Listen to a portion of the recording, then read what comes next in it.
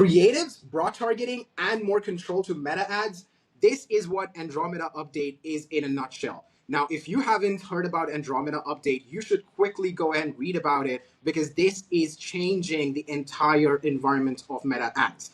If you're someone who has heard about it, but you don't know what it is exactly, don't worry, I'll save you the time of going through a very long documentation. Andromeda Update basically says that you gotta keep testing a lot of creatives until you start finding the ones that can be your winners. Second, broad targeting. You wanna rely on targeting broad and just essentially keeping an open audience, really huge targeting audience, so that your meta ads and campaigns can perform better. The Andromeda algorithm is so much better at finding the right audiences, so you don't have to test interest stack, lookalike audiences, or any of that.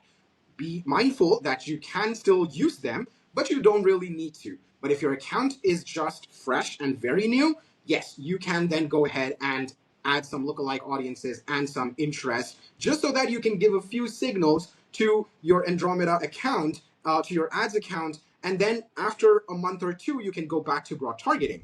Number three, more control to your meta campaigns. This basically means that any kind of limitations that you used to, put before on your campaigns, you don't want to do that anymore. Have as much, freedom within the campaigns, give as much freedom as possible to the meta algorithm to go and find your relevant audiences, which means CBO campaigns and open targeting and then testing a lot of ads. And while you give a lot of freedom to Meta to go out there and find your audiences, don't forget to optimize. If Meta is not going in the right direction, you need to change that direction so that Meta starts to understand what does profitability mean for you. And if these three steps helped you figure out what Andromeda Update is, drop a like and drop a comment if you have any questions for us.